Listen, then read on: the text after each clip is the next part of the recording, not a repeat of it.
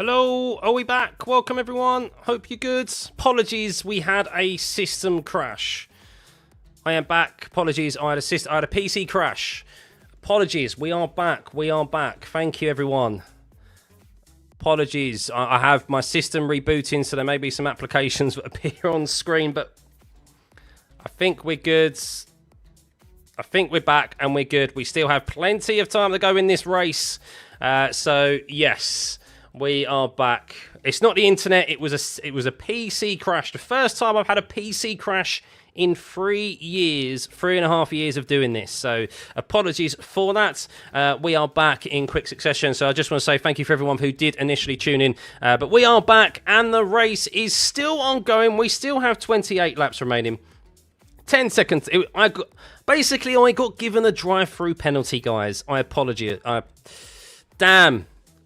Poor driving from myself. I got a drive-through penalty. So, yeah. But we are back. Thank you, everyone. So, yes, as we did, unfortunately, just miss there, George Russell was effing and blinding on the radio and has now got ahead of Kimi Antonelli due to team orders. Oscar Piastri wasn't wise to that and didn't take advantage of George Russell allowing him... Well, Kimi Antonelli allowing George Russell through. He could have maybe caused some mischief there, but Oscar Piastri still in P6. Max Verstappen is on the 9-lap-old softs, so he is closing down the gap to Lewis Hamilton, who is also in turn closing the gap down to Oscar Piastri. So we are into an interesting closing stages of this race, but thank you everyone for tuning back in. Apologies, I got given a drive-through penalty. That is what happened. So yes, thank you for the love as always. But we are quickly back up and running. So let's have a rundown of this grid right now. Lando Norris is P1 with Charles Leclerc in P2. 20 seconds is the gap to Charles Leclerc. And well, guess what? Lando Norris was actually just asked on the radio. He was just asked on the radio by his engineer to help the other side of the garage. How does he feel about the softs? So maybe Oscar Piastri will be committing to a two-stop strategy here. We will see. So Lando Norris is in P1. Charles Leclerc is P2. Ollie Behrman is 2.1 seconds ahead of George Russell. George Russell did say that if he can't get the podium from Ollie Behrman, he will give the position back to Kimi Antonelli. So we'll see if he's a man of his word. Kimi Antonelli in P5, holding off Oscar Piastri by half a tenth there between them. But Ollie Behrman is doing a tremendous job right now. As Alex Albon is not also too enamoured with the radio messages that he is having from his side of the garage, as he has now made his first pit stop. 41 laps on the hard, so he finds himself in P14. But not a good race for Alex Albon. It was ruined yesterday with that qualifying. But welcome back, everyone. Hope you are good. I think everything is aligned. Everything is back aligned, isn't it? Is everything back aligned? I think it is. I think it's all good. So, yeah, thank you for tuning back in.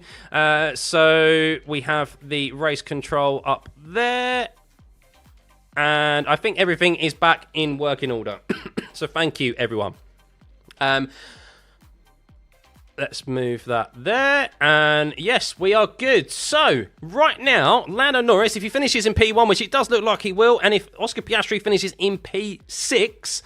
it will be a 3-point gap at the top of the championship between Lando Norris moving up for the first time in 15 rounds into the lead with 4 races remaining with Oscar Piastri in P3. Max Verstappen would only be gaining 4 points in the championship and he would go to 47 points behind Lando Norris because Max is currently down in 8th place. But he is on the quicker tyre. He is currently less than half a second behind Lewis Hamilton. These two have already had mischief and caused mischief in the early stages of this race, and Max is all over the rear of Lewis Hamilton. Lewis Hamilton received a 10-second time penalty for his troubles in fighting Max Verstappen earlier on by leaving the track and gaining an advantage, but it does look like it's going to be a swift overtake for Max Verstappen in the Red Bull, and that 4 points gained in this championship is swiftly going to be even more than that. Down into turn 1, he gets past the Ferrari of Lewis Hamilton comfortably into the first corner. Lewis has no answer on the medium compound tyres. And Max is now up into P7. He'll have his sights set on Oscar Piastri, who is all over the rear wing of Kimi Antonelli. He's as close as he's ever been, but he still doesn't have enough to send it down into turn 4. as there's talking about a second pit stop for Oscar Piastri, so there is potentially a second pit stop on the way for Oscar, as we do suspect from a few drivers still out there on track. But Max Verstappen would now be gaining 6 points compared to the 4 previously, so he's just gained the 2 additional points, but there's still more to play for here. He is on the predicted 1 stop, whereas those ahead of him will be on the 2 stop, so still quite a bit to play for here. This race is not over and done with by any means. It is going to get racy towards the end, but Ollie Behrman doing a tremendous job. P3 on merit, 7.5 seconds behind Charles Leclerc. Well, he's importantly 2.4 seconds ahead of George Russell, just slightly. He has slightly got the better of George. George Russell did just turn on a bit of the afterburn, as we have double pit stop. Kimi Antonelli pits, Oscar Piastri pits. So how quick will this pit stop of McLaren be? Can Oscar Piastri, can the McLaren team get Oscar out ahead of Kimi Antonelli in the pits? And they can! Finally, a very, very good pit stop from McLaren, and they've gained a position in the pits. Mercedes were the ones slow in the pits there, and Piastri will be thanking the team on the radio because he now has one less obstacle to get past in this race, as Kimi Antonelli comes out behind Oscar Piastri. He headed into the pit lane first, but he ends up coming out behind Oscar, and Oscar is now up into P7. And well, with the soft compound tyre on, and he's only a couple of seconds behind Ocon, he could still be finishing in the top 5 here. Oscar Piastri, it is 5 points is the difference if Oscar finishes in P7 and Lando Norris finishes P1. That is how it is right now. But thank you everyone for tuning back in. Apologies if you had to leave the stream. Apologies that the stream ended. We did have a technical issue. We had a system failure of the PC. Not entirely sure what happened, but that is the first time that we've had that. I got a drive-through penalty, guys. I'm sorry. I got a drive-through penalty, and I had to take it. I had to take it, otherwise we would have been disqualified. But yes, thank you everyone for tuning back in. So, Ollie Behrman now pits, as does George Russell at the same time. Is it a good pit stop from the Haas team? How much has maybe George Russell gained in this pit stop, as Carlos Sainz has confirmation there of serving a 5-second time penalty? What is the gap when they head down into turn 1? And George Russell could be overtaken by Esteban Ocon here down into turn 1. Will Esteban Ocon do wonders here for the Haas team and get ahead of George Russell and help Ollie Behrman? No, he cannot. But George Russell did lose a little bit of time there. Not talking a lot, but he did lose a bit of time to Ollie Behrman in that pit stop. And Esteban Ocon nearly got ahead of George Russell there, and it would have been a Haas behind Ollie Behrman, and that would have done wonders for Behrman's chances of maybe getting a podium position here in this race. But he does have to overtake Max Verstappen, and well, this is going to be very intriguing. Max Verstappen is on course now for a podium position. He is on 14 lap old softs, whereas Ollie Behrman is on 11 lap fresher tyres. And that Haas, he has been pacey today. Can that Haas, and it sounds crazy, but can that Haas in Ollie Behrman catch Max Verstappen and overtake him with 22 laps remaining? We will see. But wow, I think they killed Behrman's chances to a podium. I'm not sure. He would never have got those mediums to the end. He would have been caught by Max, I believe. I think it was they're committed to the 2-stop, and rightfully so.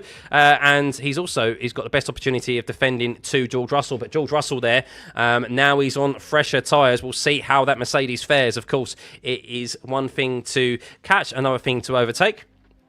But Oscar Piastri got past Esteban Ocon nice and comfortably there. He is now up into P6. He'll be looking to chase down George Russell as Lewis Hamilton also gets past Esteban Ocon. So Ocon has just lost quite a few positions there.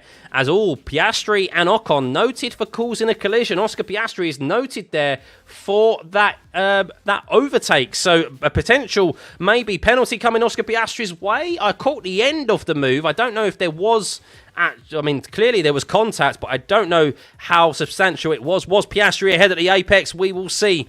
Of course, we've already seen lots of investigations here today for some close racing. You really do need to force the issue here at this Mexico City circuit, as Lewis Hamilton is now on the back of Kimi Antonelli, the driver that filled his seat in Mercedes. So, well, Lewis Hamilton is not done yet. He has made a second pit stop. How is that Ferrari? We know that Ferrari was good on low fuel yesterday when it came to qualifying. So maybe this Ferrari is much better when it comes to lower fuel than it is on high fuel. But Ferrari doing very well at the front. Charles Leclerc trying to make these medium compound tyres last to the end of this race is currently in P2. So he's faring quite nicely there. 23.2 seconds behind Lando Norris, who has this win comfortably in the bag right now. He's been tremendous today. Charles Leclerc behind. Verstappen is gaining 12 seconds. Behrman. So George Russell is on the attack of Ollie Behrman right now. A 20.04. George Russell, fastest lap of the race. And well, George Russell on the move, and he is looking to charge down his fellow Brit, Ollie Behrman. It's been a brilliant race for him today. Really showed some great pace in that Haas and gained 5 positions as it stands. But George Russell is a man on a mission. 1.1 seconds behind Ollie Behrman, nearly a second quicker that last lap around. And you do suspect that he will have an opportunity down that start-finish straight the next time they make their way there. Max has not been penalised for this race, and he is committed to a 1 stop. He's been involved in a few investigations, which we will review at the end, so be sure to stay tuned in, of course. So we will review those. But here we go. George Russell is in the DRS of Ollie Behrman. He didn't get it that time around as he went through the detection zone there, but he most definitely will as they make their way through the stadium. He will get the DRS on Ollie Behrman, and well, what does the Haas have in response to the pace of George Russell? I mean, a top 5 for Behrman would be absolutely brilliant. His lap time was not that much quicker, it's not that much slower than, than Oscar Piastri.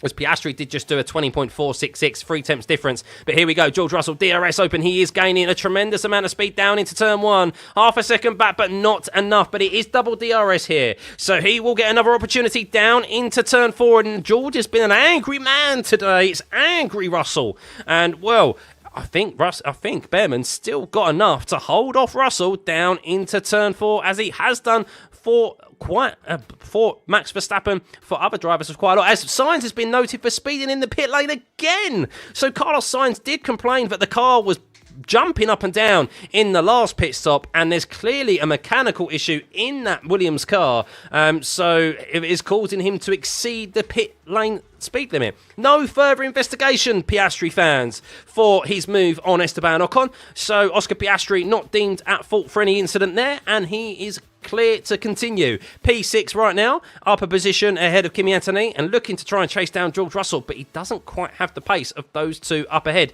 He'll be hoping that Behrman can hold up Russell for as long as possible so that he can get on the back of this battle.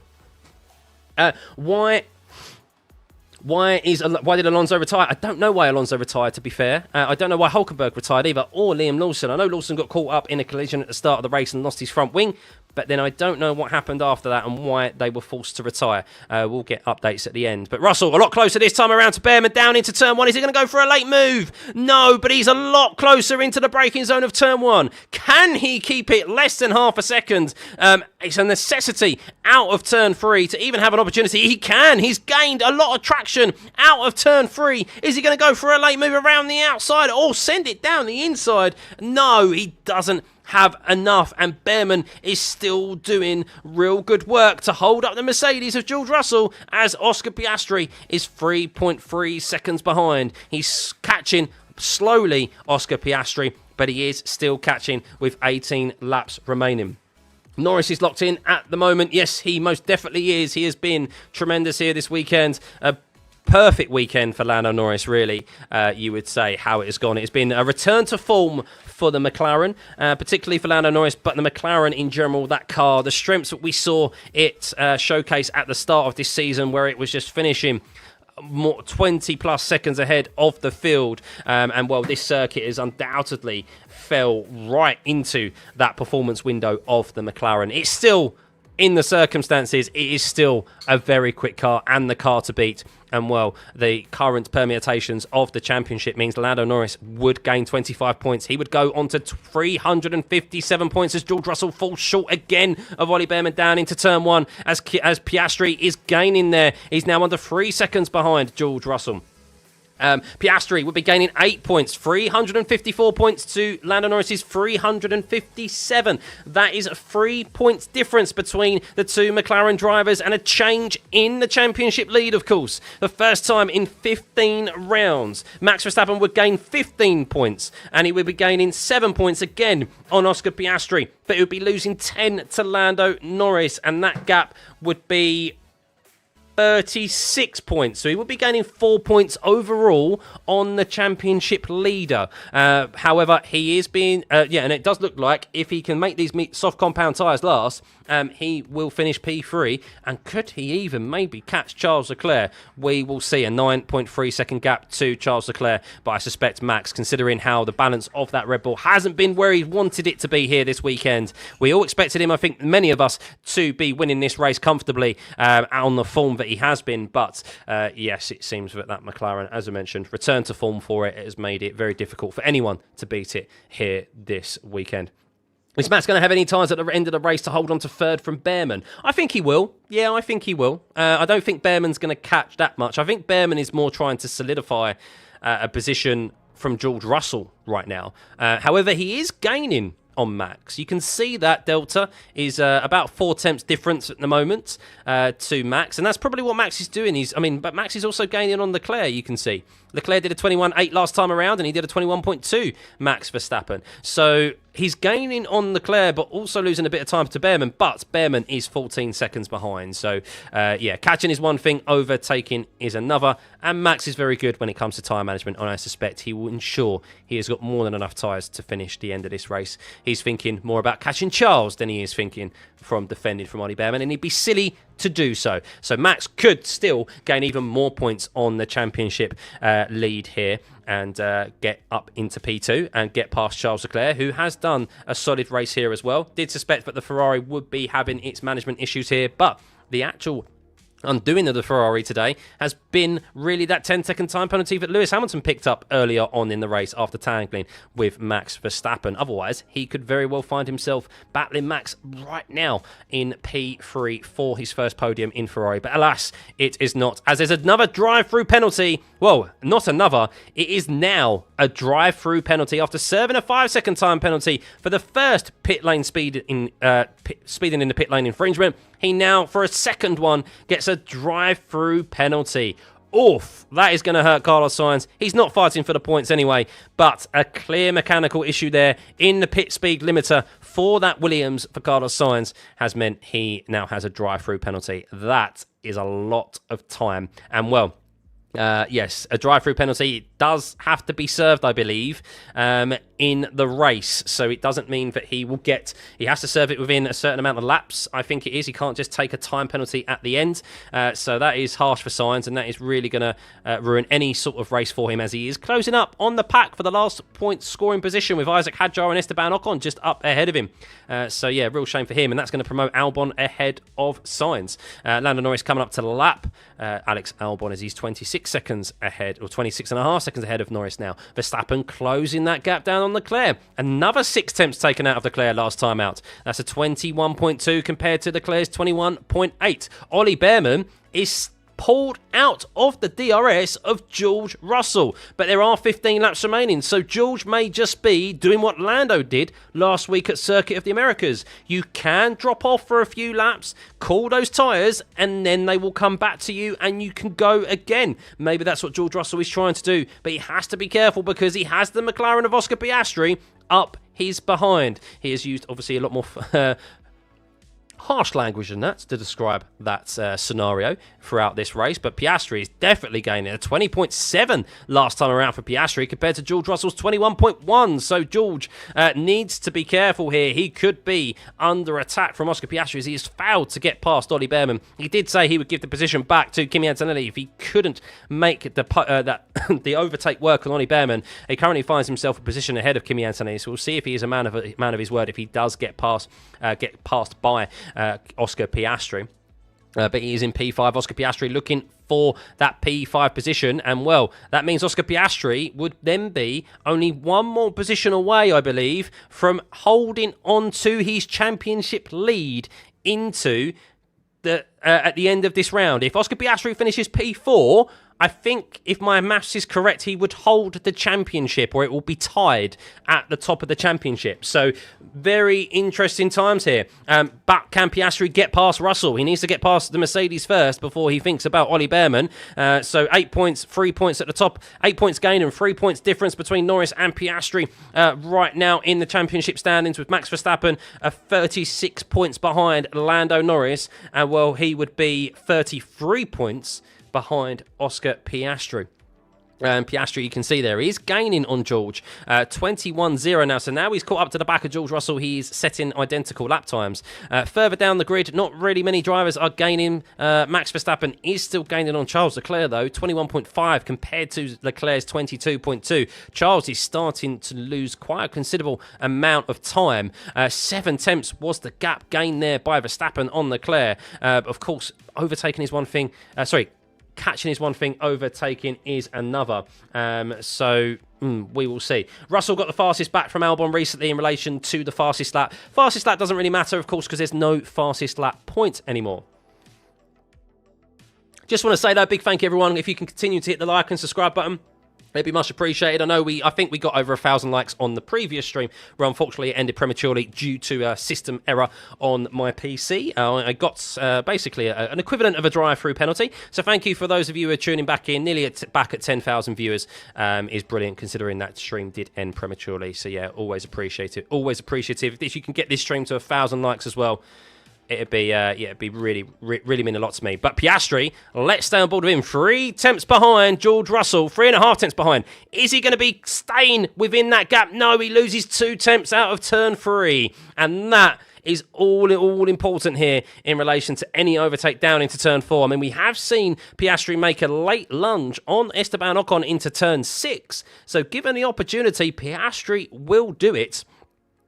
Even though, of course, there's always a risk of contact and DNFs and so forth, but he is definitely fighting hard here. Started P7, he's up a position, did drop down to P9 at one stage in this race, and that championship, that lead to Lando Norris was going to be a lot wider than it currently sits. Of course, still 12 laps remaining in this race, with Lando Norris 28.1 seconds ahead of Charles Leclerc right now, and just comfortably driving along. It's a nice Sunday drive for Lando Norris at the moment, where the other McLaren is having a bit more of a harder time at it. But how is his exit out of turn 17? Oscar Piastri, he is a bit closer than I think he was previously, and well, Ollie Behrman has pulled out a little bit on George Russell as well. 1.5 seconds. He'll still be receiving a slipstream, which is helping George Russell right now, but Oscar Piastri is gaining. He's gaining. Is he going to go for a move down into turn 1? It's very close. He's late on the brakes. They're side by side into turn 1. Oscar Piastri, is he come out ahead of George Russell? They're side by side. George, no doubt, probably has to concede, and Piastri gets up into P5, and George Russell loses the position to the McLaren driver. Oscar Piastri will now be 1 point behind Lando Norris as we exit the Mexico City Grand Prix. As it currently stands, 11 laps remaining, Piastri is in P5, and well, he now has his sights set with 11 laps remaining on Ollie Behrman in P4.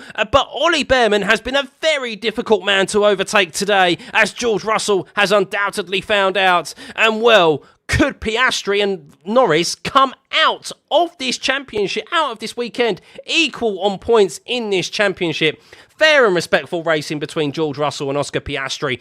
He knew, George Russell, that he didn't have the level of grip there to compete with Oscar Piastri, and that's what we like to see. Hard but fair and respectful racing between two very talented drivers.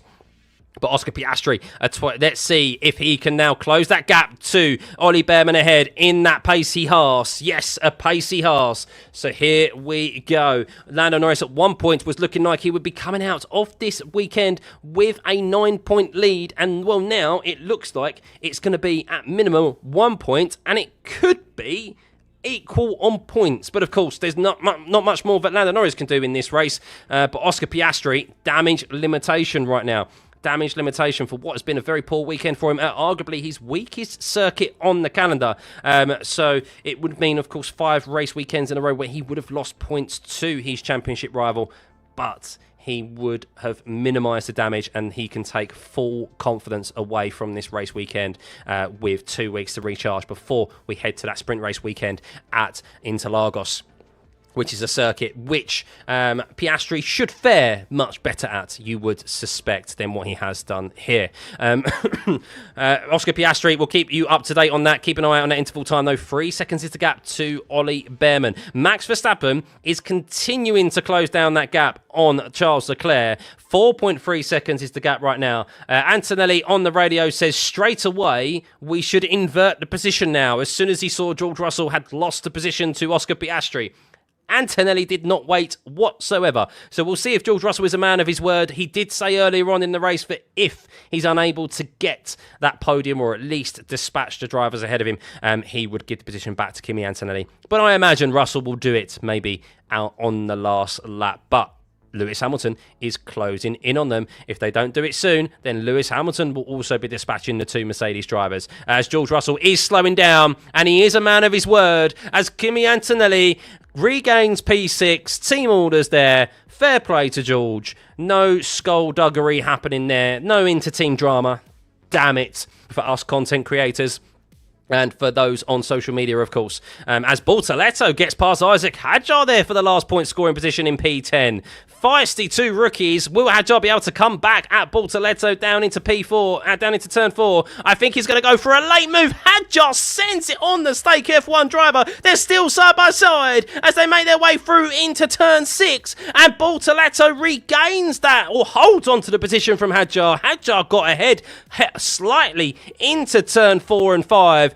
Brilliant racing from the 2 rookies, and that's allowed Yuki Tsunoda to close up the gap there as well. Could we see some late drama in this race, as we know it gets very, very close out there with racing? Isaac Hadjar, the former teammates Hadjar and Yuki Tsunoda. Of course, Tsunoda would hate again to finish behind another RB driver. So we'll see how he gets on, but it's getting very close there. Yes, George Russell, as we mentioned, man of his word, no skullduggery and no real social media posts online. But I'm sure George Russell's radio, it was very aggressive earlier on. And George Russell, I think we haven't really heard too much of in his time in F1. So very interesting. But Yuki Tsunoda, closest out there on track at the moment. Max Verstappen is now 3.6 seconds as Hadjar is getting overtaken by Yuki Tsunoda down into turn 1. Does Hadjar have a response as they go late under braking into turn 1? They're side by side, Yuki and Hadjar. Who's going to come out ahead? They're still side by side, and Yuki gets ahead of Hadjar, and Yuki Tsunoda is up into P11, finally ahead of Isaac Hadjar in that RB. And unfortunately for the Frenchman, Hadjar has just seen himself lose 2 positions in 2 laps, and that will be hurting him, no doubt. As watching the racing between Gabriel Bortoleto and Isaac Hadjar, fair and respectful between the 2 of them. Plenty of room left. It is possible, guys. Going wheel to wheel is possible. Alex Albon is now catching Isaac Hadjar as well, and Hadjar could be losing another position. He could be losing 3 places in 3 successive laps. Not ideal. As we run through the top of the grid, Lando Norris with 8 laps remaining is leading by 28 seconds. Verstappen is 3.3 seconds behind Leclerc. At this rate of knots, he is going to catch Leclerc, and he will have a couple of opportunities to overtake Charles Leclerc. We'll see if he can do it and see if he can gain even more points on the championship leaders. Of course, that is in the form of Norris and Oscar Piastri, but particularly in the position of Lando Norris. But Piastri is also gaining on Ollie Behrman. He just took half a second out of Behrman's time last time around. 2.0 seconds is the gap to Ollie Behrman right now. He is also on course to catch Behrman before the end of this race. But we know Behrman has been a very tricky driver to pass today. I don't actually think Behrman has been overtaken on track today. I think Behrman has only lost positions through pit stops. So that is how good Ollie Behrman has been today. He hasn't actually lost an on-track position, if my memory serves me correctly. But that gap is closing. It's under 2 seconds now, Oscar Piastri. He has the grip between his teeth. He sees an opportunity here to come out level on points with his championship rival and teammate, Lando Norris. Kimi Antonelli is in P6. The Mercedes race is pretty much over and done with, as Lewis Hamilton is in P8 right now, 4.6 seconds behind. He was looking like he was gaining on the Mercedes drivers at one point not too long ago, but it does seem like that maybe that all-important message of Elagto has come through to Lewis Hamilton. When there's all of a sudden a big drop-off in performance and lap times of the Ferrari, it's normally that message, Elagto. Bit later than we maybe expected it to arrive here. Many of us expected it would happen in the first 20 laps, but Ferrari, fair play to them, they've actually not had a poor weekend. They've actually had a very good weekend. Without a 10-second time penalty, Lewis Hamilton would be fighting Max Verstappen. Maybe Max, with that strategy, would have a bit too much for Lewis, but he would have been fighting for P3 and P4, not P8, where he currently finds himself.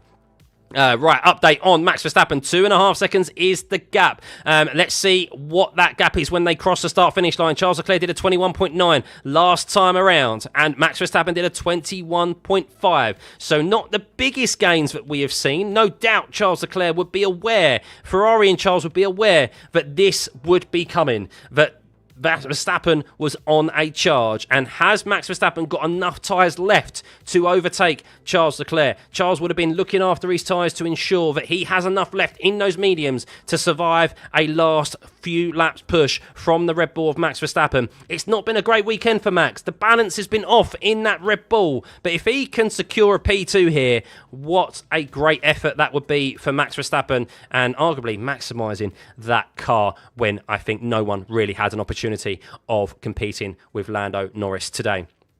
Oscar Piastri is now 1.2 seconds behind Ollie Bearman, so we are getting to the closing stages of this race with 5 laps remaining as Lando Norris crossed the start-finish line, and we have Max Verstappen closing down Charles Leclerc. 2.1 seconds is the gap. 2 seconds is the gap now as he makes his way through the middle sector. The gap between Bearman and Piastri is 1.3 seconds as Piastri has 1 lap older tyres than Ollie Bearman, but is arguably in the much quicker and supreme car. It is the quickest car here this weekend, but Oscar just hasn't been able to get the same levels of performance out of it as his teammate has, but it's been a valiant and long race for Oscar Piastri here. Once upon a time, at the start, he found himself down in P9, but he's now up in P5, fighting for P4 to try and hopefully maintain his championship lead here on countback, no doubt, if my memory serves me correctly. But Max Verstappen is now under 2 seconds to Charles Leclerc. That's half a second, so he does have an advantage over Charles.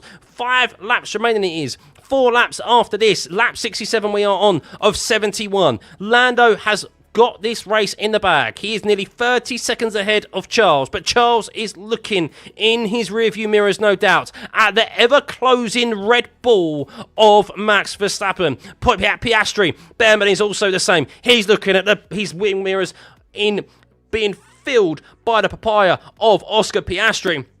And Bearman is no doubt getting the unwanted dirty air of Colapinto up ahead. He will maybe get some cheeky DRS from Colapinto when he catches up to him, but at the moment it will be a detriment to the British driver, who has done tremendously well here, as I mentioned, yet to be overtaken out on track. He has only been overtaken by Verstappen in the pit lane, it is. He has been overtaken out on track by...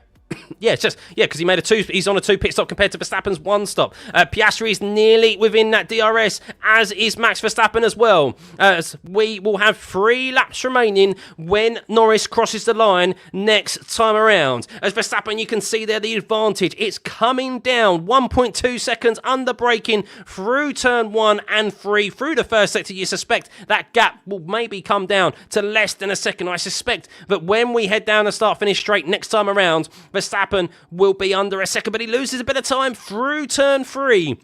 He loses a 10th there, as Piastri still can't just get within that DRS of Bearman, but he does now. He has a brilliant couple of corners there through turn 2 and turn 3 and gets within the DRS, but it is some way yet until we get to that DRS detection zone there, those pink dots highlighted on your screen. That's where they need to be within 1 second of another, where Verstappen will not get DRS here heading into the stadium section, but this is where he has gained previously on the medium compound tyre of Charles Leclerc compared to his softs, and you can see that extra level of grip, even with 33 lap old softs. Verstappen still has enough grip in those softs to gain 2 tenths on Leclerc in that middle sector, as does Oscar Piastri as well. He's also using advantage of that McLaren, that papaya car, that it should be dispatching Ollie Bearman quite comfortably.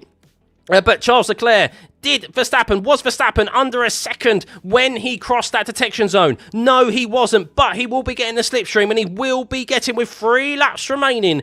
Verstappen is going to be closing that gap on Charles Leclerc down into turn 1, but you can see that interval time is almost staying consistent. Verstappen is not gaining a lot on that pacey Ferrari of Charles Leclerc, but Oscar Piastri has DRS, but Ollie Behrman is now getting the tow from Colapinto and Gasly ahead. He is gaining Piastri. Look at the advantage he's got with that slipstream and that DRS open on Ollie Behrman. Can he do it with 3 laps remaining? Will he go for the risk? Max Verstappen is 1.1 seconds behind Charles Leclerc right now. There are 2 close battles happening out on track. There is 3 technically with Carlos Sainz down in 15th on Lance Stroll, but that is for no points at all. The points are pretty much secured here in the order that they're finishing, other than Max Verstappen, who is 1 second behind Charles Leclerc. He's surely going to get DRS here as he makes his way through the middle sector, but he's not gaining that much. You can see there, has Charles Leclerc just ensured that he's got enough left in those medium compound tyres? He knew there's a yellow flag as Carlos Sainz is going slowly, and could we unfortunately see this race end under safety car? It's a double yellow. DRS has been disabled. No, please, no. Carlos Sainz is stranded there. He's stricken through turn 16, but it does seem like they're still going racing. They're allowing Max to still go. Charles will be fuming. He's 5 tenths back. DRS is open. Surely they're side by side as they make their way down into turn 1. Who is going to lead here? He's 2.5 tenths back. Does Max go late on the brakes? No, he holds station for now. Ollie Behrman, and well, with that double yellow, Piastri, thankfully for Ollie Behrman, lost a bit of time there as they make their way through Colapinto and Pierre Gasly. But it seems like, thankfully, correctly, that the stewards and the race control are allowing them to still race. It's just no overtaking into the stadium section. They were going to allow this race to finish under green flag conditions because we have Max Verstappen all over the rear wing of Charles Leclerc. 2 of the hottest prospects. And no! It's a VSC to finish this race. No! Max Verstappen will be fuming on the radio. Charles Leclerc and Max Verstappen, 2 of the hottest prospects, 2 of the biggest talents on the grid, and we want to see them go at it. And they've pulled the virtual safety car right as Max Verstappen was under the rear wing of Charles Leclerc and we were going to get a last lap battle. Damn you. Damn you, race control. Damn it. I thought I was just applauding race control, and then they did that. Unbelievable. Unbelievable. Charles Leclerc will be happy. Ollie Behrman will be happy. Oscar Piastri won't be, because he would have been hoping for a last lap attempt. And, well, damn. I am so annoyed right now. Where was Carlos Sainz's car? That's where I don't know where. Oh, there's no need for the virtual safety car. There is no need at all for the virtual safety car where Carlos Sainz's car is. That is utterly ridiculous why they've called the virtual safety car. I don't agree with that, unless there were marshals way out on track, but that is a real shame. Oh no, virtual safety car's ending! Virtual safety car is ending! We have half a lap of racing! We are going to be going go! Wow! I did not expect we'd be back underway, so here we go! Charles Leclerc has half a lap to defend from Max Verstappen. He has 1 more DRS. If there's one driver who's going to go at it, it's Max Verstappen. We have only half a lap remaining. Lando Norris is coming around the last corner and wins a brilliant race here. He's dominated here this weekend. He will lead the championship right now, unless Oscar Piastri can also dispatch Ollie Behrman. But all eyes on Charles Leclerc and Max Verstappen. He doesn't have the DRS. No, he doesn't have the DRS because it's a virtual safety car and we have to wait a lap. And I think Charles may have done enough here, unless Max can send it down the inside of Charles into turn 13. But he's too far back, and so is Oscar Piastri as well, as Verstappen clearly has the extra level of grip than Charles Leclerc. But they come around the last corner and Charles holds on to P2. Verstappen wins. He finishes in P3. I'm so used to saying Verstappen wins, but Ollie Behrman is P4. Oh my goodness, Ollie Behrman. W's in the chat for Ollie Bearman. What a drive. Oscar Piastri gains 2 positions and finishes P5 and loses the championship lead by 1.2. Lando Norris. Kimi Antonelli finishes P6 with George Russell in P7. Lewis Hamilton in P8. He's down 5 positions due to a 10-second time penalty that he had to take for leaving the track and gaining an advantage with a battle with Max Verstappen. Esteban Ocon is P9. Gabriel Bortoleto is P10, up 6 places. What a drive from Bortoleto to get the last point scoring position. Yuki Tsunoda P11. Alex Albon is P12. Isaac Hadjar is P13. Lance Stroll is P14. Gasly 15th. Colapinto 16th. And we had 4 retirements in Sainz, Alonso, Hulkenberg and Liam Lawson. Oh my goodness, what an end to that race. As we bring your championship standings, guys. And well, there we go. Confirmation at the top. Lando Norris leading by a solitary point to Oscar Piastri. A brilliant, dominant weekend for Lando Norris. He did what he needed to do, but fair play to Oscar as well, because that looked like throughout this weekend it was going to be a lot worse than that. At one stage in this race, he was P9, and it looked like he was going to end up losing 9 points on the championship lead. Max Verstappen closes the gap still. He closes that gap, Max Verstappen. It's not the advantage he wanted, but Piastri hasn't gained on him. He's actually closed the lead to Piastri by 5 points. He's closed it. He is currently 36 points to Lando Norris, so he's closed it by 4 points. Max is still in the championship. George Russell gains, as does Charles Leclerc as well, and Esteban Ocon. Ollie Bearman moves up 5 places. Ollie Bearman up into B13. Let's have a look, shall we, at your driver of the day. This is the one that matters. Thank you for everyone who tuned back in after the system failure that we had earlier on. Thank you for all the subscribers as well, by the way. If you can continue to hit that subscribe button. I don't know how many we've got, but big thank you. We nearly got back up to 20,000 viewers, so that is brilliant after the issues that we had earlier on. So let's have a look. You've got to go Bearman. I think you go Norris. I think you go Bortoleto. And who else have we got here? I mean, you could. I think that's it, really. I think that's it. There we go. Thank you, Picard. Much appreciated. I am really disappointed that VSC. I mean, they got the VSC ending before the race ended, thankfully, so we got half a lap racing, but we were ruined of an opportunity of a real proper full last lap of racing, so which is a real shame. I think that VSC was a bit unwarranted, but anyway. I think that was a much more exciting Mexico Grand Prix than we have seen in the past, to be fair. Oh, what is it, a banger? I'll let you guys decide in a minute, But yeah, still don't understand where there was an advantage for Hamilton. We will have a look, Paddy, at it. I will put, obviously, links in the chat, and we will have a look. I believe the reason Lewis got the 10-second time penalty is because he wasn't ahead at the apex.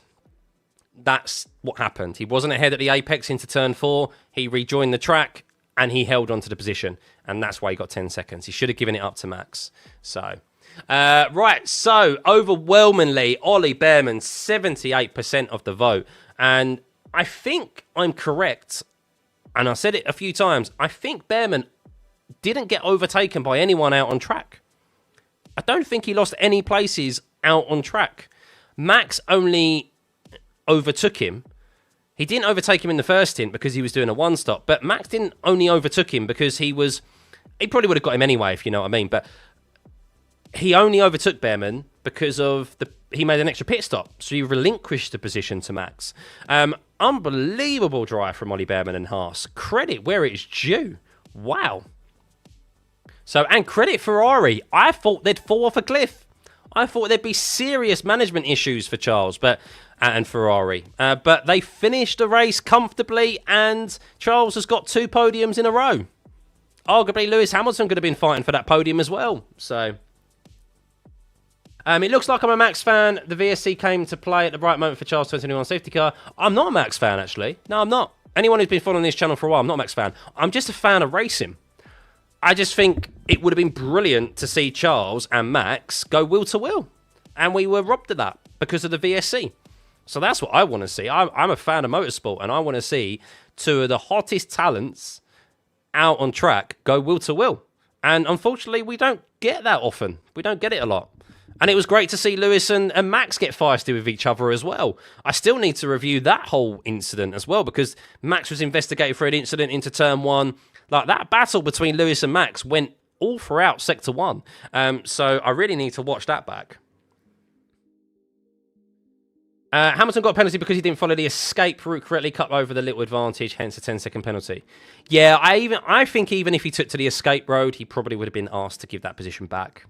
I think because it was just. But then the reason he got a 10-second time penalty is because obviously he had Behrman ahead of him. Behrman, well played, Behrman. He launched his Haas straight up the inside of Verstappen. Verstappen found himself out of position through turn 4 and 5 because of his battle with Lewis, and Behrman went, "Thank you very much," and launched it up the inside of Max into turn 6, and Max didn't have an answer to him. And of course, Max was looking to prolong his tyres and was thinking of the long game. And Max could have even got P2 today in a Red Bull that, wasn't balanced this weekend. Seems they went the wrong direction with the setup. But we will have a review of those incidents. So stay tuned, guys. I will put links in the chat for that. So.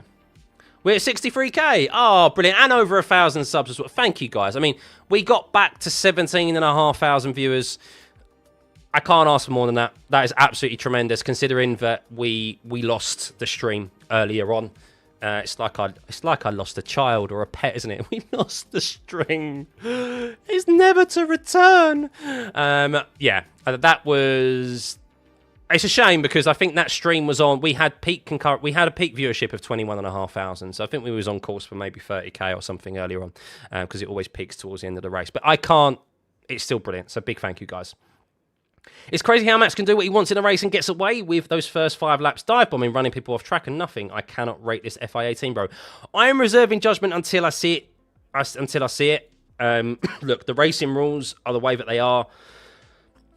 I don't like them. We've had many a discussion about them here on this channel. And look, don't hate the player, hate the game. They're just using the rules to their advantage, and many of them do it. So, thanks, Daddy. Much appreciated, mate. Good to see you still here. Can't lie, Max, because the FA... Look, I get the sentiment, guys, but we need to see. We need to see. So I will review it. So driver of the day overwhelmingly is Ollie Behrman, 74% of the vote. I totally agree. Lando was a 10 out of 10 race weekend for him, a 10 out of 10 performance. He did tremendous. Let's have a look. So was the Mexican GB a banger? I'm not going to get you to rate it out of 10, but let me know. Was it a 10 out of 10? Sorry, was it a banger or not? Apparently, I've just been told by someone there were marshals on track during green.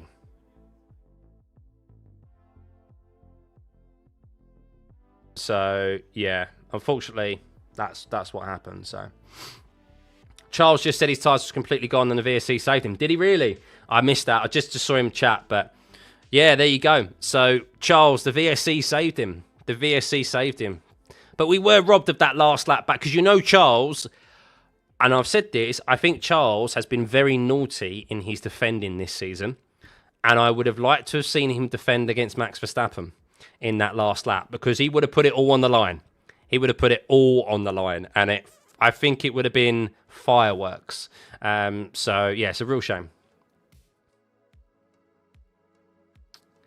No, I'm all right, 1-8. I'm all right, thanks. First race weekend that you watched, great. Oh, thank you, man. Yeah, we're here for every session that we can possibly make. Sometimes I miss a practice session, normally FP1, but I'm here for all the important ones, and I just love, obviously, I love how a race weekend unfolds, and of course, the culmination of a race. So, yeah, Yes, it was a banger. 63%. No, 37%. I think overall it was a banger. I think that's the first banger race we've had, to be honest with you. I think that was the first banger race we had. But, yes, who are the biggest losers today? Who are the biggest losers? So I'm going to put a vote here of who are the biggest losers.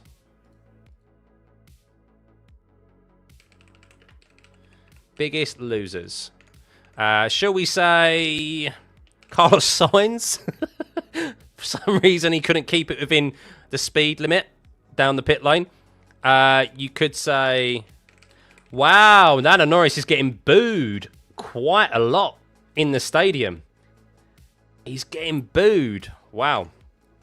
That's something. Then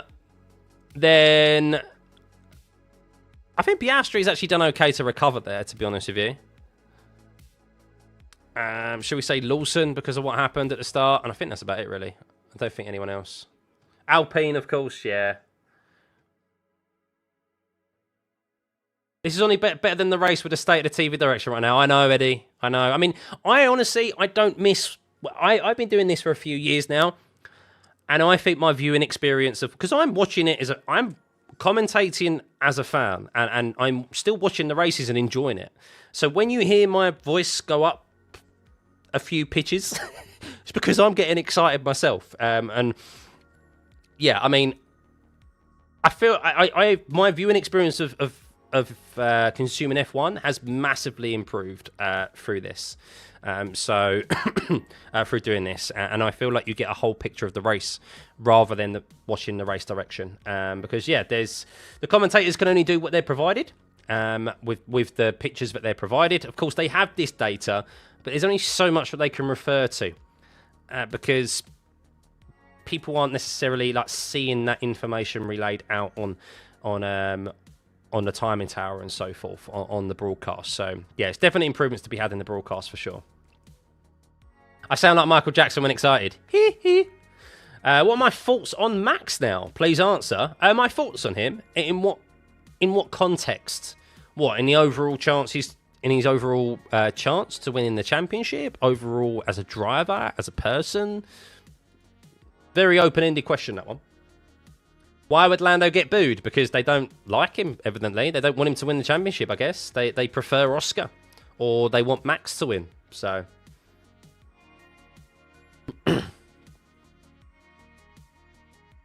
FIA desperate for a two-way fight, so penalise one driver but not the one in the fight. Typical. So let's have a look, Aaron. I'm going to see if I can find it. I know you're a Lewis Hamilton fan, so I know you may be... and obviously I know it always gets very touchy, and I'm a Lewis Hamilton fan myself. But I'm going to obviously look at it as objectively as possible. So I want to see if I've got a replay of the incident between Lewis and Max. And interestingly enough, they haven't got it. Max Hamilton. Let's see.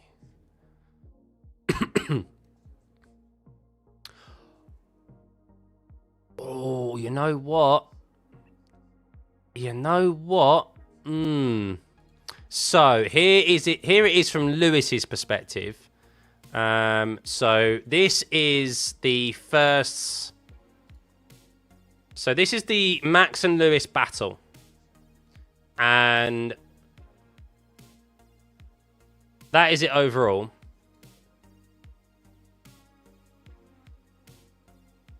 Oh, did he?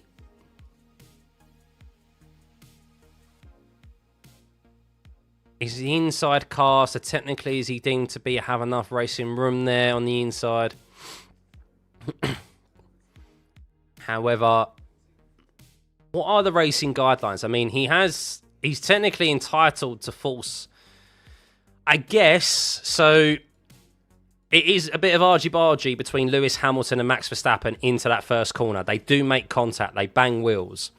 But I think at the apex, Max has his car more than enough.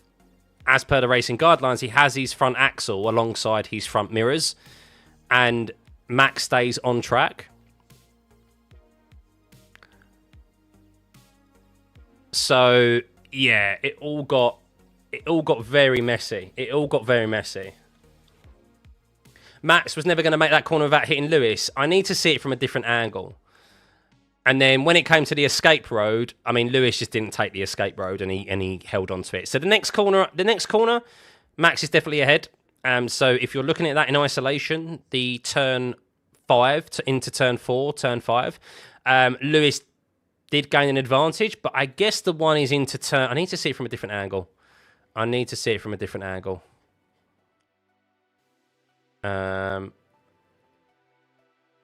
to the disappear. No, mute tab. Hang on. I need to see a replay. I need to see another replay. Gets tapped, tries to squeeze, tried to get back on track. Max gets squeezed off. It's definitely a penalty for Lewis, unfortunately. I get why people are saying Lewis, but as far as the rules goes, it was the right call. Yeah, I think it's just... It's racing that I don't like. I mean, I kind of think, really, that if that's my racing rules, that would be a penalty to Max because of turn 1, because he's made contact with the other car and he's only been able to... He's forced the other car off the racing surface. He hasn't left the car's width. That would be how my racing rules would be, and we'd get more wheel-to-wheel racing. But that's not how they're written at the moment. That's not how they're enforced. And Max is within his right there to force Lewis off track, even with a bit of contact by the looks of it.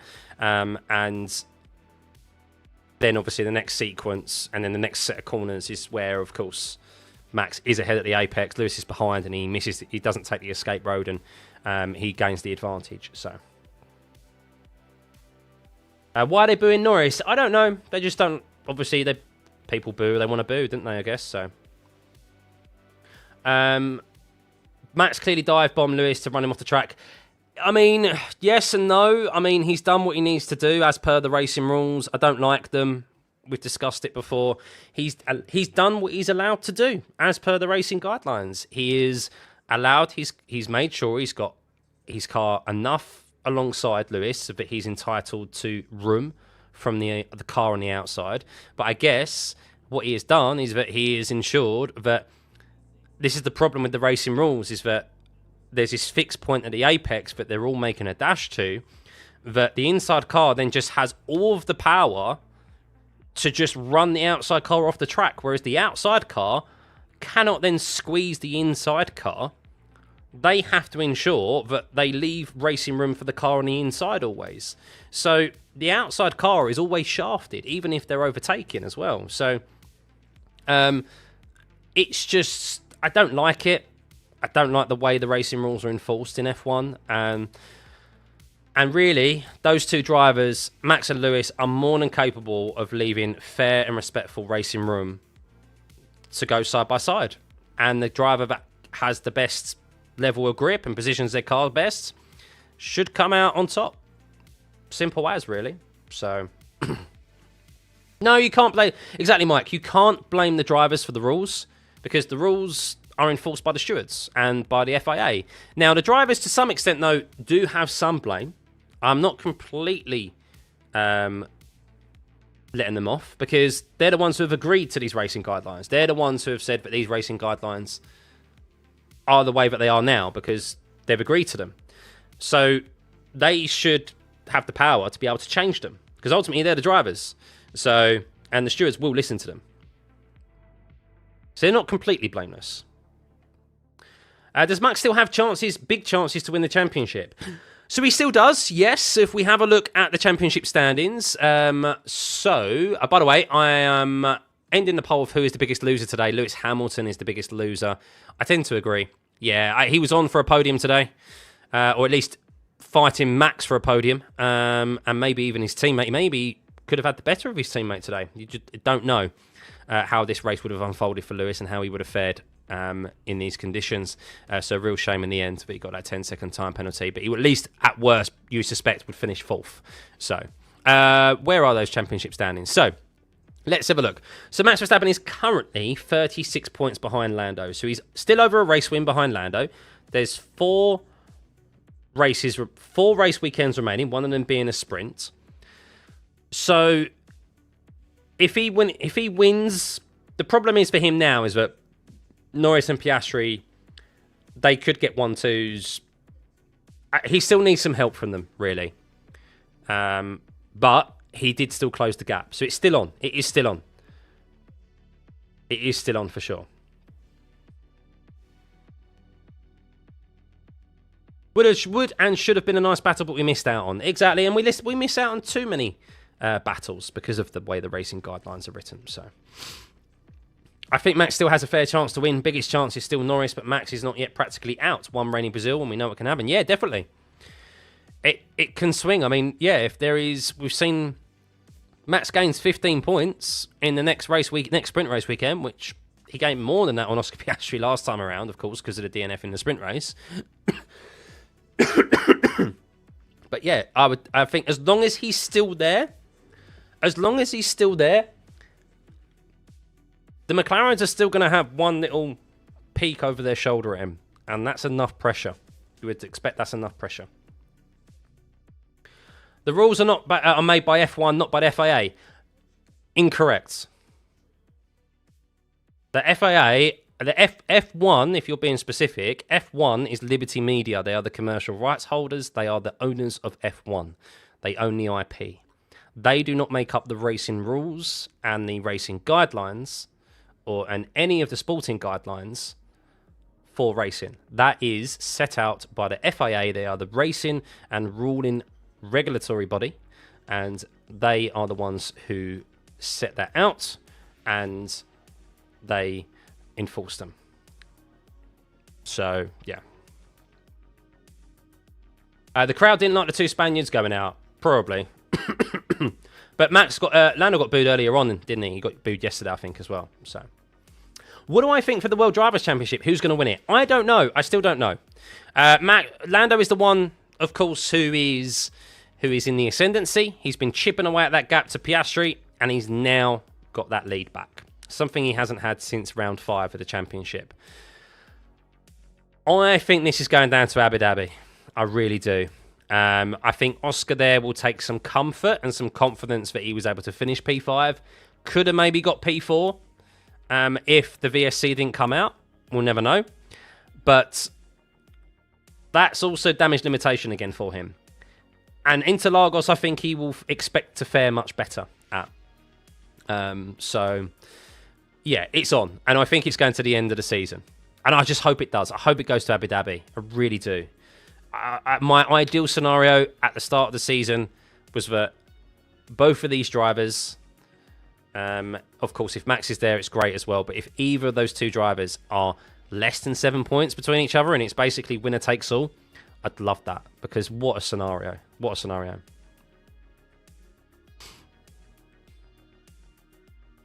If Lando didn't barge Piastri out of the way in Singapore, and if there was no team orders in Monza, Oscar would be 5 points ahead.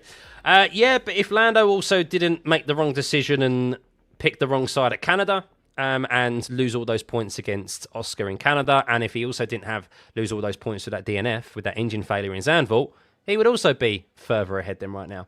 So that's the nature of a season.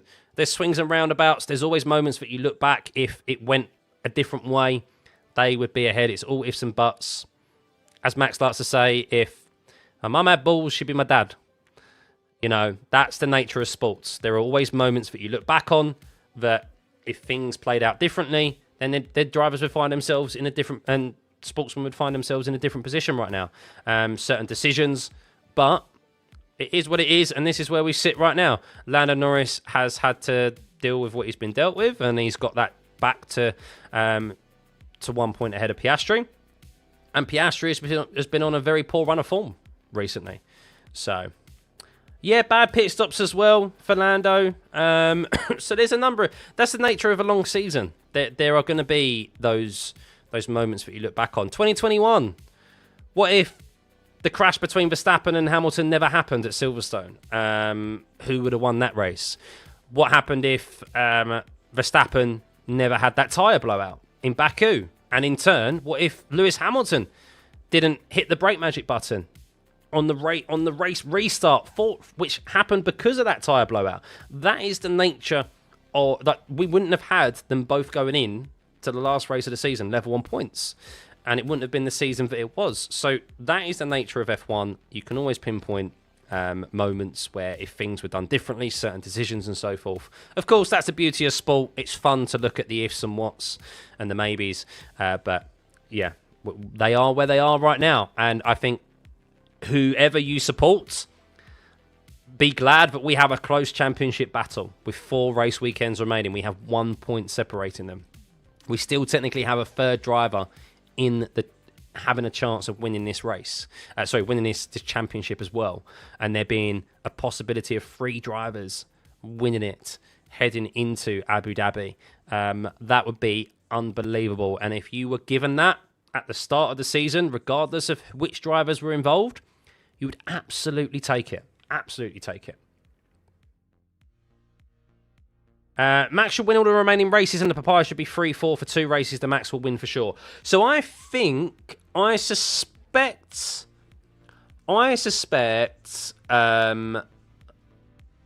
Interlagos will be a strong track for Max. But I think the McLarens will fare better. I think Vegas is the one for Max where he will really be good. Yes, it's another track which is low. It's another track where obviously it's low grip, but it's particularly low downforce setup. A lower downforce setup that's required there, and that's really where the Red Bull has excelled this season, is in the low downforce tracks. So I can't imagine degradation is going to be high there. Neither is, I imagine, they're going to struggle with thermal temperatures as well, like they did here. The track temperature isn't going to be anywhere near as hot. It's going to be more towards the cooler side. So for Max and Red Bull, that is where they've been very good this season. That's where they've excelled compared to McLaren. That's why McLaren did so much better here this weekend, particularly with Norris, because that's where their strength is managing the thermal deg, managing the temperatures of the tyres. And for the others, that's where their weakness has always been, particularly Red Bull.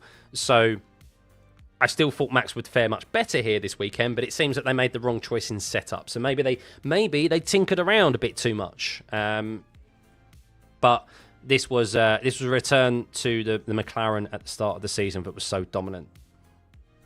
But Max will definitely, I think Max is definitely going to win. He's going to win one of the last 4 race weekends, potentially more. But I think he definitely will win Vegas. That's my prediction there. And of course, we know how good he is at Interlagos as well. Still can't believe that they didn't look at Leclerc. So yeah, let's have a look at that, shall we? I need to see the race starts. I need to look at the race starts. I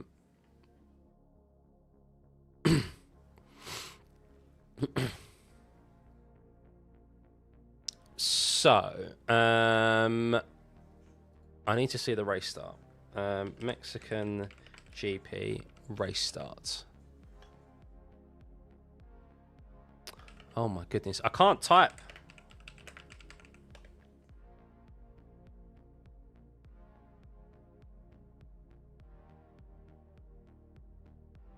So who was ahead at the apex? I need to see the race restart. I don't want an onboard. I want to see the outboard shot.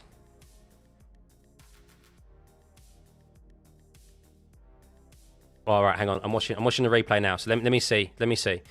So Charles Leclerc, who was ahead at the apex? Who was ahead at the apex down into turn 1?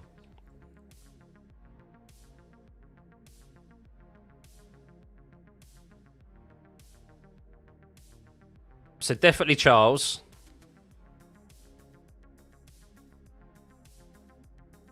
Interesting. Hang on.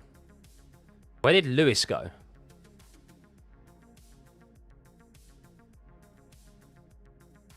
And then Lewis stayed on track and Charles went straight through.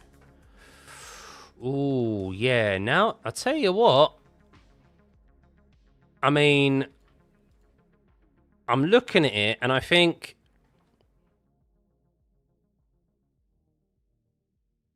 Which one's Charles? Oh, no, sorry. I thought Charles was the inside car. Oh, I tell you what. Yeah, Charles has got away with that. 100% Charles has got away with that. I think Charles should have been told to give that position back up. And I think Lewis Hamilton has a fair and valid point that he was ahead at the apex, and I think Charles should have not only given that position back up to Lando, which he did, but he should have given it up to Lewis. I really do. I mean, this is... I mean, he's on the outside. He shouldn't be in touch. He's not far enough alongside there. I thought Charles was the one on the inside, and then it changes to the next shot, and I'm like, hang on a second, Lewis is still on track. How did he stay on track from there? But that is so. Here is a. This is obviously recorded on a phone on a TV screen because I can't find the actual race start. But I'm going to put this in the chat, guys, so you can see. I can't really show you images because, of course, that would be copyright and so forth. But I've replaced the pin message there. Have a look at that race restart, and if you look, once again, we're going back to the whole bollocks of being ahead at the apex and so forth. But I don't think there's any point there where Charles has the right to say... I mean, Charles just takes... Do you know what? I'm looking here now. That is absolutely egregious by Charles. Lewis literally leaves him a car's width on the inside. On his own inside. And Charles just goes, nope. I'm not even going for the next corner. I'm going straight on. And... how has he got away with that? How have the stewards... He does it so early as well. There's no attempt to go for the corner. That is ridiculous. I'm actually quite miffed by this. So I'm going to show you, because I can briefly. So we won't get done for copyright. So this is at the point of the apex, right, guys? Ready? Ready? That's the point of the apex. You can see... there, I'm moving it up and down. I don't want to get done for copyright. Pause it. There you go. You can see Lewis. Lewis is the inside car. He's ahead at the apex. So the racing guidelines say that the outside car needs to have their front axle ahead of the front axle of the inside car. At no point there is Charles have his front axle ahead of Lewis's. But then what's the egregious thing is that as it moves on, Lewis... leaves room for Charles. He leaves room. I'm sorry I'm moving this backwards and forwards. Look, he leaves room. That is the point that Charles is leaving the track. He's leaving the track there to go and cut the chicane. Lewis stays on track, leaves him racing room,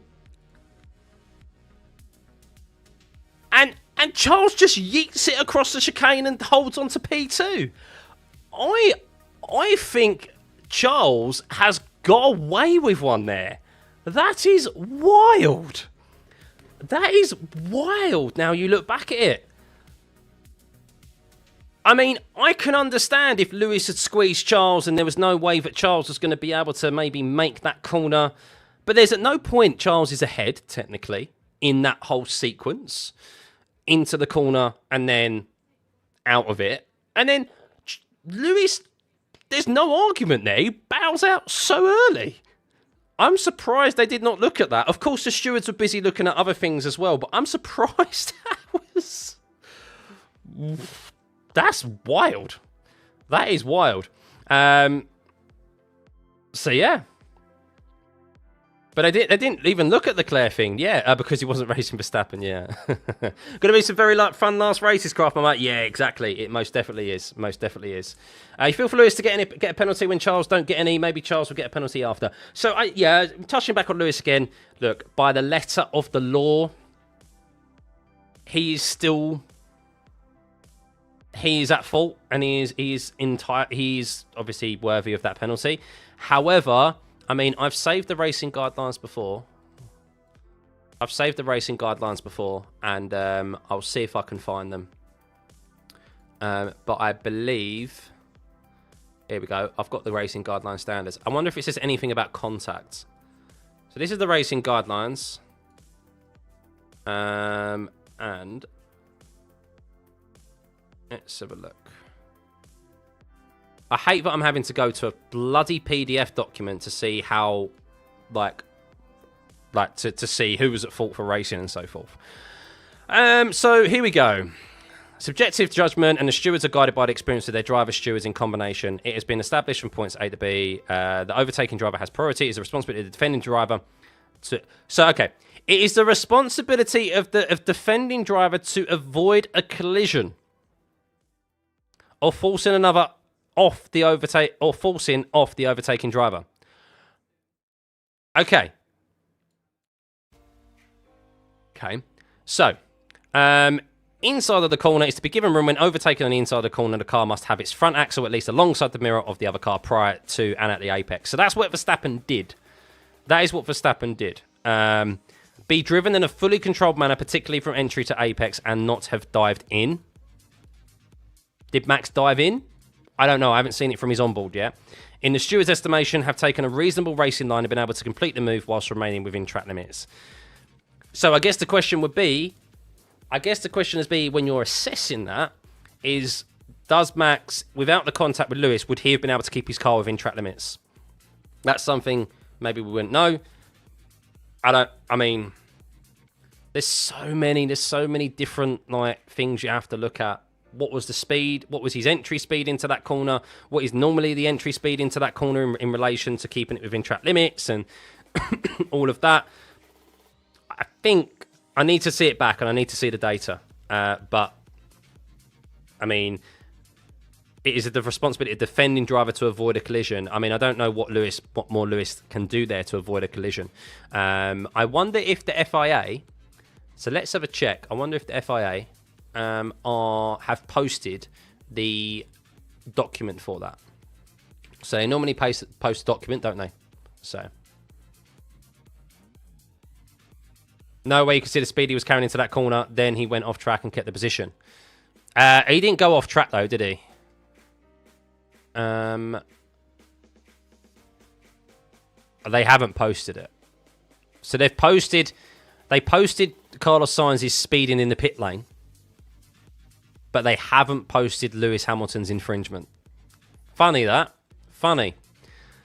Yeah, funny that. They always take ages. Why is that taking so long to post? Surely they can post that now. So. The following corner, he did keep it within track limits just though. So.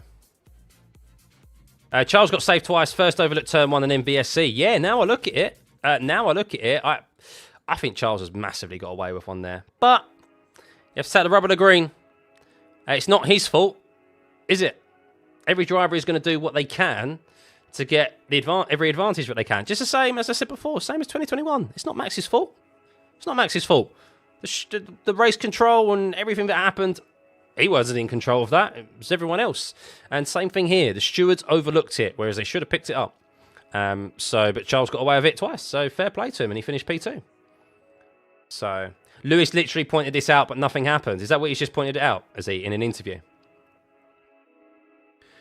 Can they look at such an incident after the race, or should it have been noted during the race for it to be penalised? They can't do anything after the race, right? This is hard. So, they can appeal it if there's new information that they... So, Carlos Sainz... So they do have a right to review, but it's on the basis of that the stewards didn't have enough information at the time, or there's brand new information for them to look at, basically. It's basically in a way to try and avoid every incident being appealed. But I can't remember the pretense of Carlos Sainz and Williams' appeal with his incident with Lawson. So I think, because it wasn't necessarily brand new information, they just literally appealed and said, well, they'd got it fundamentally wrong. But that's not brand new information. That is like a valid kind of appeal. But that's not technically what should be allowed, if you know what I mean. So, I mean, maybe he could with Max Verstappen. I mean, it gets him 2 penalty points on his licence. And that's the important thing, really, isn't it? He wasn't obviously unnecessary points on his license, but did I see that Kimi went off slightly earlier than Charles, and he had way more than one car length? Might be that the track was really dirty there, and neither could turn in. Look at Kimi. I don't think that's an excuse, though. To be honest with you, I don't think that's a valid excuse that the track was dirty. And adjust to it. Adjust to it. Charles bows out of that lap, out of that corner, way too early. There's not a single attempt to try and keep that car on track.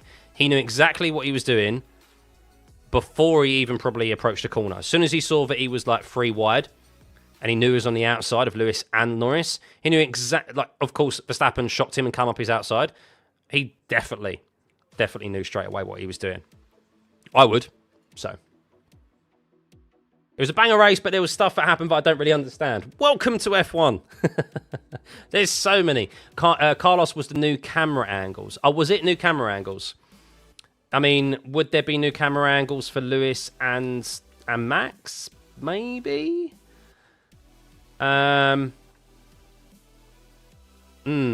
Interesting.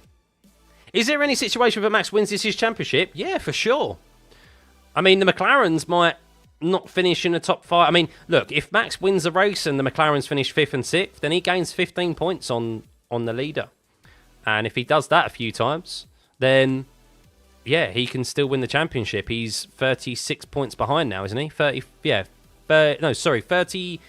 behind Norris and 35 behind Piastri, so definitely.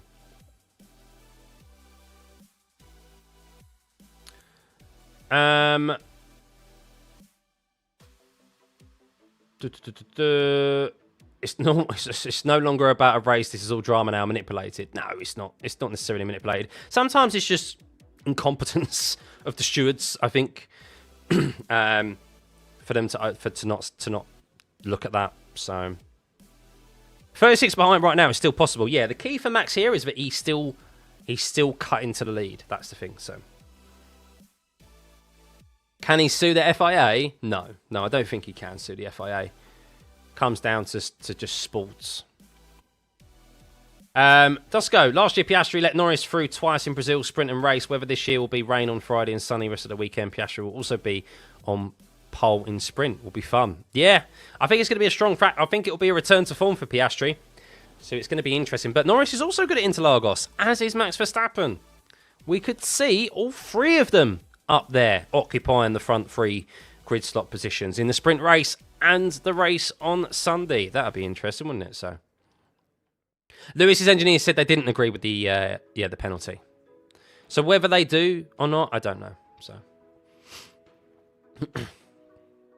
how do I explain that Kimi did the same thing? If either of them gained an advantage, they have to get the place back, but it may have been avoidable for Charles and Kimi to stay on track. I can't explain it, Dan. That's the thing. I can't explain it. I think sometimes there's way too much leniency on lap 1. And I think there's too many drivers who bail out too early. Now, in Charles's instance, like, you saw a couple of drivers bail out there, and that's understandable because they had 3-4 cars on their inside. So I understand. However, I think Charles, in that scenario where you see Lewis has the right, it's not just the fact of that Charles has cut the track. It's the fact of that he wasn't ahead at the apex. The racing guidelines, which we've seen implemented here by, obviously, on Lewis at the next corner, next couple of corners with Max Verstappen, is that Charles wasn't ahead at any point. So he's gained an advantage, definite advantage there. Like, he should have given that position up. Okay, bail out of it. That's fine. That's your prerogative to do. But he should have also given the position back up to Lewis, and the stewards should have forced him to give up that position as well. And said, you actually lost that into that corner. You lost that corner. You lost that position. But you could have stayed on track. You had the room. You could have stayed on track to then try and get ahead at the apex at the next corner. And then, within your right, as per the racing rules, as ridiculous as it is, force Lewis off to take to the grass himself. But you didn't. You bailed out way too early when you could have fought for that corner, the next corner, and you gained an advantage when you lost that position. That's why, really, if you look back at it, that's why Charles should have done it. Should have given it back or been forced to give it back. So Norris and Verstappen lap 1 collision, absolute cinema. How does Charles get away with it after Lewis says on the radio that he was ahead of Charles?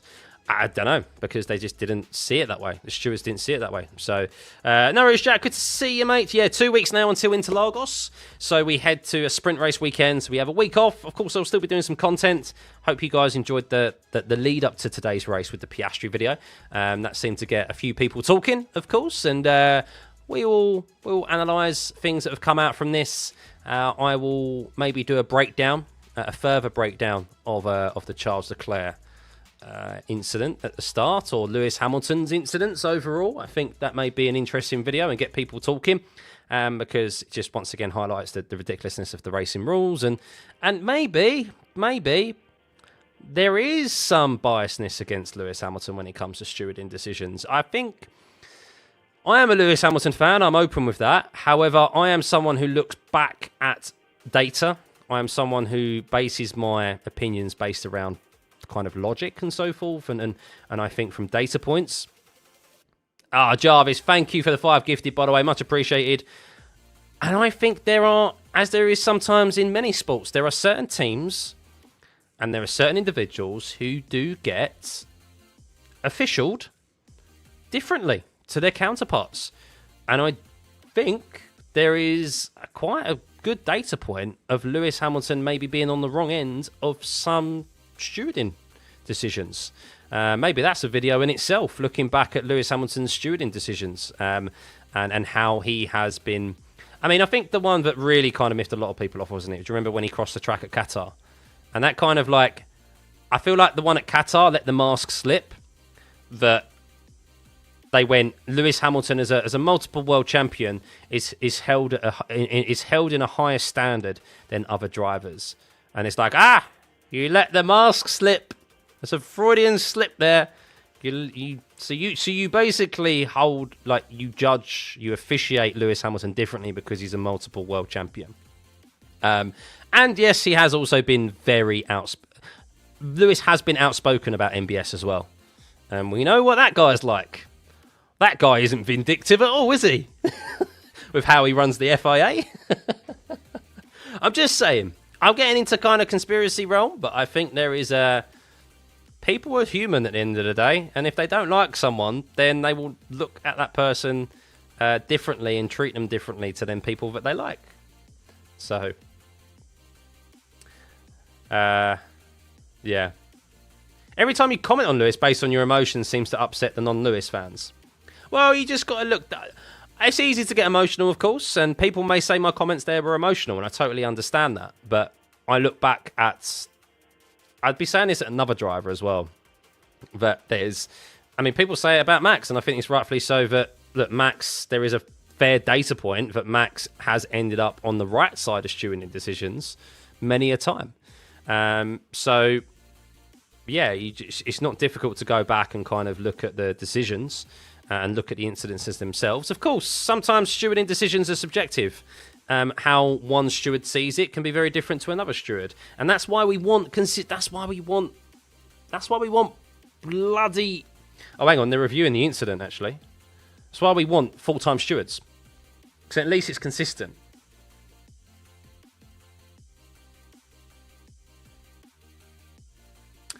I mean, Karun is downplaying that a little bit. He goes, a little bit of wheel banging, and he's forced off a little bit. And it's like, yeah, but is he in control of his car if he's wheel banged with another driver? I mean, that's the question. And that's what's not in the guidelines, is it? Like, how do you specify that? Do you go and say, okay, well, is wheel banging acceptable? Is no form of contact acceptable? Is wheel banging acceptable? What level of contact is acceptable? Was he technically in control of his car if he wasn't able to not make contact with me and so forth? So there's all these questions that if I'm Lewis, and if that was me, I'd be going and asking them. I'd be going, okay, so what is acceptable then? Am I allowed, like, what level of contact is acceptable? If he's made contact with me, in my personal view, he's not in control of his car. The racing guidelines say that an overtake has to be done and you need to be in control of your car, but then it also says that it's the outside car's responsibility to avoid a collision. But then that's obviously really weird and stuff. So yeah, it's very F1, man. It shouldn't be this complicated. Racing shouldn't be this complicated. You feel Max isn't going to win the championship? I mean, he still has an outside chance, but he's still keeping the pressure on, and that's all we can do. So, make the racing fair. No driver should be able to do what they want and doesn't get punished while others do. Yeah, I mean, look, Max has been penalised with these racing guidelines before, by the way, so it's not like that he has, for the most part, he is, for the most part, these racing rules are the way they are because obviously the way that Max has gone racing, he's been allowed to race that way. I've said that before. But he has been penalised under these racing guidelines as well. When he is fault, he has been ahead at the apex, and he hasn't, and he's forced the outside car off. So certain stewards have penalised him because of it. Is there a chance for a post-race penalty? I don't think there ever has been. No, the stewards don't like to go back and do that. So, Piastri should have won this. The only time you get a post-race penalty is because of post-race scrutineering. So if the car is underway, if there's a driver's overweight or underweight or something, you know, so it's that sort of thing. Piastri would have won this easy, but the FIA and McLaren are working together to get him out of this. Some drivers will get away with some things just because they can. What's the point of applying the rules to begin with? Yeah. So, at this point, I either want the three to go into Abu Dhabi basically on equal points or for them to not score a single point and George wins every race, ending up winning World Drivers' Championship by 17 points. I mean, look, I'd be very, very happy. I'd be over the moon if the two McLaren drivers, in whichever order, are heading into Abu Dhabi with less than 7 points between them, because that is a gap between P1 and P2, and it basically means winner takes all. You love me in my yapping. That's the... Can you speak to my missus? Because I don't think she's so overjoyed with my yapping. and our 1-year-old, my little daughter, she's definitely got her dad's voice. She's definitely a yapper. So there's going to be two of us soon. Yes! So, my co-commentator one day. Pirelli softs last way too long. Yep, tell us something we don't know, Diamond. Yeah. Great overtake by Ollie Behrman, by the way. Shoved it down the inside of Max Verstappen, rightfully driver of the day. So, hard tyres are joining the wet tyres in the back of the garage. But I mean, that was the purpose of Pirelli in bringing those hard compound tyres being a step harder, 2 steps harder, to make it an undesirable tyre. And I mean, it didn't stop Colapinto and Alex Albon from trying, but yeah. Max has been penalised a lot, so it's not like FA doesn't give him penalties. Yeah, no, I agree. He has been given off.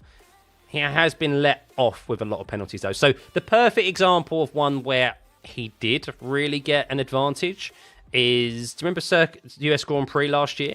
So the US Grand Prix last year, he ended up, obviously, where Lando held onto the position. Lando went around the outside. Max let off the brakes, and he was ahead at the apex, but he was unable to keep his car within the track, within the two white lines. Sorry. All 4 wheels were outside. Lando drove around the outside and held onto the position. However, what they should have done is that they should have basically nullified that and given Max a penalty as well, because he was unable to defend that position while keeping his car within track limits. So, in the racing guidelines, that now states that if you are a defending car, you have to defend. If you force the other driver off track, you also have to keep your car within track limits. You can't just be out of control of your car, roll off the brakes, and force the other driver way wide, because that's unsporting, and everyone would do it, and it's unsafe. So that was an example where he should have also have received a penalty for that as well, because he didn't keep his car within the 4 white lines. Similar to basically what George did. You know, George did the move, didn't he? In the sprint race, he was ahead of Max into the apex, but because he was because he left the track and Max held on to the position, Max then obviously held on to the position and held on to that position after losing it, because George was briefly ahead of him under braking. But because George left the track, he had to give that position back up. So, arguably, yeah, Max should have done that as well. So that's kind of like just the inconsistency of the application of the rules, and that's why it still baffles me that this sport, with as much money that it has pumped into it, how does this sport, and how is it one of the only top sports in the world that doesn't have have a professional body of referees. There's not a professional body of F1 stewards.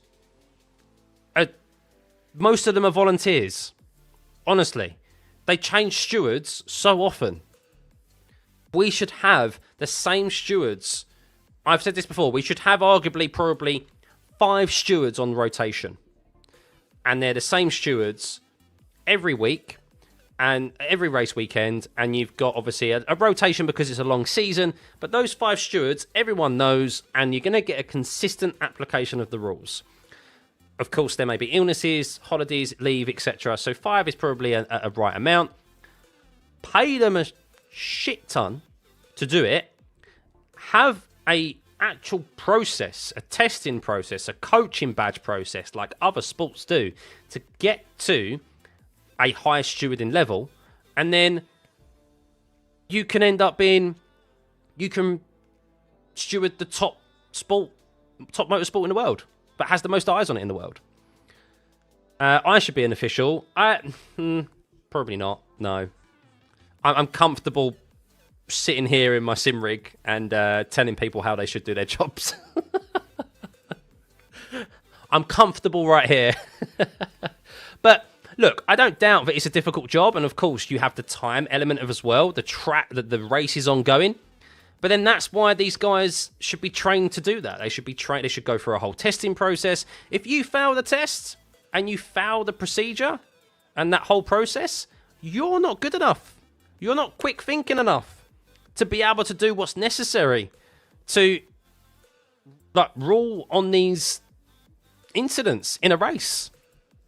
Every race is different, of course, but how often do we see stewards go, no, that's going to be investigated after the race? Why? And so often, I can understand if you've got 5, 6 different incidents to get through, but so often that happens when they've got one incident to look at. Why is it taking you so long? Why do you need to review that after the race to hear the driver's perspectives? You've got the data, you've got the onboards, you've got the outboard shots. Bloody do something. Be confident. They're so risk averse to do it. So Max is... Oh, thank you for the fire, by the way, Catchy. Max is going to lose his title because of his hot head. He could have had P2 today, but he lost his head because he saw Lewis pathetic. I don't think he saw... To be honest, I don't think Max was completely... I don't think Max lost his head today. No, I think Max was just racing how he normally races. And I don't think that was him losing his head. However, I do think that... I mean... Yeah... Oh, hang on, just listen to this.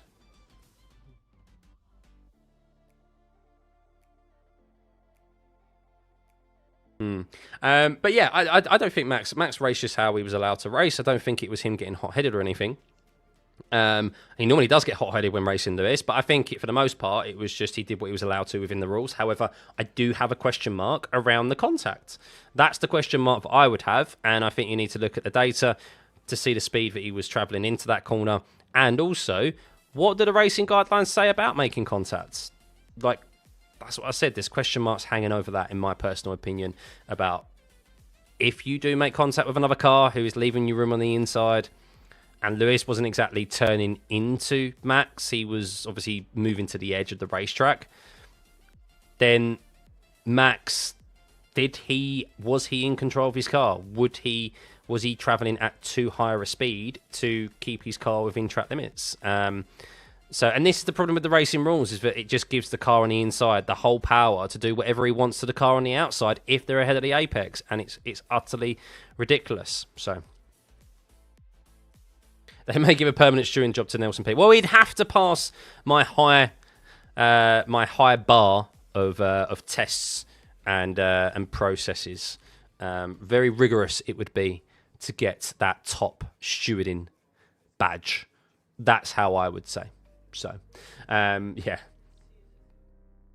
I don't think Max should have got a penalty at the start. Now, as a Max fan, I think he should have gotten a penalty at the other situation. No, the start wasn't deserving of a penalty. No, Max got his car into a 4 wide. I don't know what George was going on about, to be perfectly honest with you. George had been comfortably overtaken, and Max found himself 4 abreast into that corner. and he was within his right to take that, obviously, off around the grass and rejoin where he did, which was back into P4. I think George is going to try to do that and regain the position as any way as he possibly can, whether it be via the stewards or not. But no, Max was totally within his right there, and there was no issue with that turn one line that he took. Charles, on the other hand, as I said, I think he should have 100%. I think the stewards missed out there on picking up on that one. Uncommon opinion, just for if he stays on the track, he loses P4. Oh, what, Max? Oh, 100%. Yeah, no, that's why he takes to the outside. There would have been no space for him at all. So I get why he's taken to it, but he was already ahead of George into that braking zone anyway. So I don't think George really has too much to counter there that Max should have given the position back. So I agree with that one. Why don't we give Michael Massey a second chance in Abu Dhabi? Do you know what the thing is with Michael Massey, right? And it will come out one day. But obviously he made a very big error in what happened in 21. However, that man was overburdened with the job. Now, I'm not saying necessarily the actual race director role, but he was doing supposedly around 4 different jobs. He was in charge of the health and safety. He was in charge of, I can't remember exactly the titles of the roles, but he was doing 4 different persons' roles in one. And he was under so much stress. He was pulled from pillar to post. All the while, of course, having the open communication to the pit walls as well from the team principals. So I think the real question is not so much yes, it was manipulated. We know it was manipulated and stuff, but I think the real question is, what were the orders in that moment? I think that's what people really kind of want to know is what people would love to hear. Everyone would love to be a fly on the wall, I guess, in those moments of the decision-making process, basically. But ultimately, he shouldn't have been in charge of the health and safety. He was preoccupied with the whole, obviously, safety car process. He was keeping an eye on whether, obviously, where obviously Logan Sargent's car was, and sorry, was it Mick Schumacher's car? No, it wasn't Mick Schumacher's car. It was Logan. Was it Logan? No, Nick Latifi's car. Sorry, and just it was just being pulled from pillar to post, and he shouldn't, and the race director shouldn't be in that position. So for him, he was just kind of a victim there, and of course the high pressure of getting the race going again.